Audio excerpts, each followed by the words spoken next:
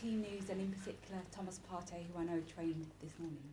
Yeah, Thomas had a session before the game, the last game, and now he's done 2-3 consecutive sessions, so he should be part of the squad on Monday. And how about Alexander Zinchenko, Tomiyasu or Jurrien Timber? Could they be part of the squad?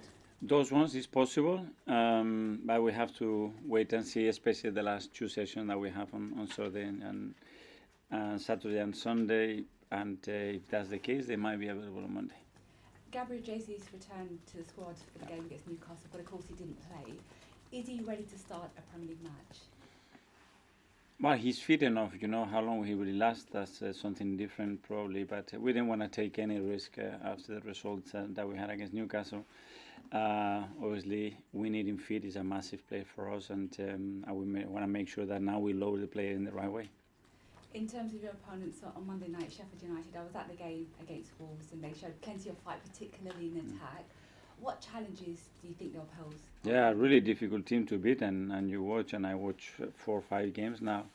With the City game, the way they started against Villa, and then obviously the game took a different route. But as you mentioned, they are extremely well coached. I know Chris really well, and I admire his teams and a lot of things that he does with them. It will be Monday Night Football, and it's going to be a tough night. And finally from me, I mean, how difficult is it to play a team that's fighting against relegation, but particularly this stage of the season? I imagine that it's really tough for them, and the ambitions are different, but both really, really important. And I imagine when you are there, you want to get out of there as quick as possible, and we have a lot to play for as well, and it's a big game for us. Ian. Hi Mikel, how are you? Very good, thank you. Last few Premier League games you scored quite a few goals. Is that going to be important coming into the season? It's a 3-way battle, and who knows regarding the amount of goals and goal difference you score? Yes, for sure. It's an important element there. First of all, you have to earn the right to win the games, and then we want to be ruthless and efficient in front of goal, and I think lately we've been really good. Because quite often you see a team that get 3 or 4-0 up in a game, and then they take their foot off to go save their energy for a future game. Yes, you can do that. It's not been the case recently against Newcastle. The last 15-20 minutes, maybe we could have done a bit more, and we have to continue to do that, especially when you bring the subs in, because they can re-energize the team and still maintain a really high level, and it's something that we want to continue to do.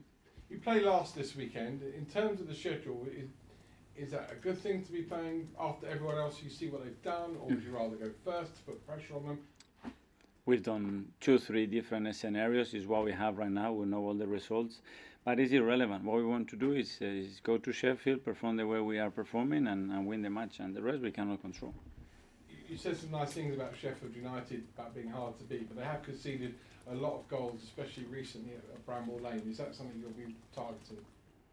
Well, as with every team, we look at the weaknesses and the strengths and try to take the game where we want. But I'm saying this because I know that team really well. I analyzed it many years ago as well, and things that Chris did, and I learned from his teams. And I'm telling you, it's going to be a really tough match. And the last one, March, important month. We all thought at the end of last weekend you all played the same number of games, but in March you've got to play City. City have got to play Liverpool as well.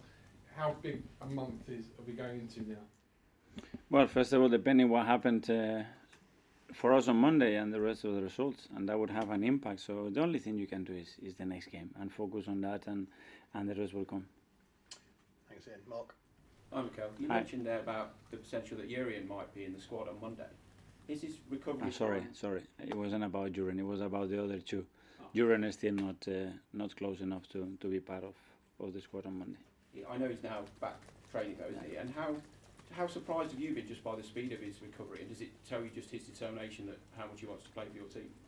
Absolutely. It's been a joy, and all of the physios and the medical staff are really happy with his attitude and his commitment, and especially the way things have gone. But it's not a coincidence the way he applies, how determined he is, his willingness to put every effort in everything that he's demanded to do, and he's in a really good place. Now we have to manage, because that's the last stage of that difficult injury that is complicated, but I think he's in the right way.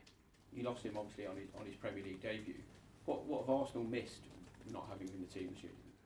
Well, first of all, his leadership His versatility, the quality that he has to play in different positions, especially in attacking phase, the spaces that he can occupy, and certain qualities that nobody else has in the squad to do that. And you could tell that he was fitting in. The more he fits him in, he's really liked around the boys, and yeah, he's been a big miss. And then just finally, you play the team bottom of the table on Monday, having won 5-0, 6-0, 4-1. Is there any concerns of a potential overconfidence from the players, or do you not see that at all? I hope not, and we were very clear straight after Newcastle the difficulty that we're going to have on Monday to beat Sheffield. So hopefully they are very, very aware from 3 days ago, and we have prepared our week, and we're going to continue to prepare, understanding that that's going to be the case. Thanks, Mark. James? Hi, Mikel. Hi. Chelsea winning last night means you now don't play them on March the 16th, so you're going to have quite a long gap. Is that a help or a hindrance at this stage in the season? It is what it is. We knew that it was an option, and I will plan to use that time the best possible way, because that would mean that then we would have a more congested period in April. I mean, obviously there's an international break, but would you look to potentially organise a friendly that weekend, or try and get some competitive football of some description? Players would have different demands, and the majority of them would have international matches as well, and international training sessions. So I don't think it's going to be a case of needing more minutes, and if there are 3-4 particular cases, I'm sure we can address that. Sorry, just finally, it does mean you won't have a game for almost 3 weeks before you play Man City, which is obviously a massive game. Is that a help or a disadvantage going into a game of that magnitude? The difference is 3-4 more days. You know, we're going to have 2.5 or 3 weeks. That's it. And I don't think that that's going to change the world. Thanks, James. Charles? Just on Gabriel Jesus, Mikel, you said back in August, just before the season, that he was going to have the operation to try and sort of resolve the issue that was sort of hanging around since the World Cup. Given what's happened since, and you're kind of still managing that injury, is it sort of safe to say that what you hope happened with that operation, it hasn't quite gone to plan? No, it did happen, and that was resolved. What happened is that he got a knock in another area that caused a different kind of injury afterwards. It wasn't related to the first one, and then he had a little niggle. It was a muscle issue that kept him for 10 days out. The issue that's happening now, and the sort of fluid on the knee and managing the situation, is there a kind of fear that again, come the summer, again he might have to go under the knife to try? No. I think that's resolved. For as long as I know, probably it's a question more specific for the doctors. But as far as I'm concerned, I think that's been resolved. Thanks, Charles. James? Hi, Mikel. Despite having lots of injuries, you found a really nice balance and chemistry in defence. And I just want to get your assessment of Kiwior's contribution to that, because obviously had quite a slow start to his career at Arsenal, but he's made a big contribution in recent weeks. Yeah, we made a decision to bring him in earlier because we believe that whoever player we were going to sign to have the role that he had to have, he was going to need time, and that was the case. And we have made it difficult for him for 2 reasons. One, because he hasn't played that many minutes, and the second one, because we asked him to play in a position that he's never played before. So it's like pulling William Saliba as a fullback and say, there we go tomorrow and perform and do what we have to do. And I think he's adapted really well. I think he's playing better and better. You can tell that he's earning confidence, and physically is better. He understands the role much better, and he's been really good. And have you had to adapt that role as well to meet him? Yeah. How's that process? It's all about that. At the end, you can ask players to do things that they don't feel capable, especially of doing in a natural way. So we have to tweak a few things to make sure that the players play in their strengths. Thank you very much. Thanks, James. Kaya? Hi, Mikel. Hi. Talking to us about Tomiyasu, obviously played 90 minutes for Japan and then came back with an injury. We've not seen him since, but at the start it seemed like it had been a minor one. Has he had a setback between then and now? Has something happened to him? Yeah, well, he had an injury. So I think in the last game when he played with Japan, he felt something. He was out. We expected to be a little bit shorter, but in the beginning he was a bit struggling in the recovery. And we decided to extend that period to be more certain because he's a player that we really need, and we are very short and we cannot risk him and be out for months. Was that a recurrence of the injury he had in December? I think it was something slightly different to that.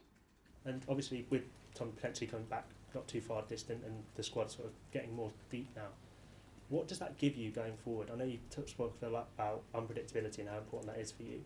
What strength will that give you going into the last couple of months of the season? Yeah, that's one thing. Then depth, because we don't know what's going to happen and we're going to have a lot of games. So freshness, more competition within the squad, the capacity to change games. When the scenario it's in our side, when we are chasing games, something that in this period is going to be critical.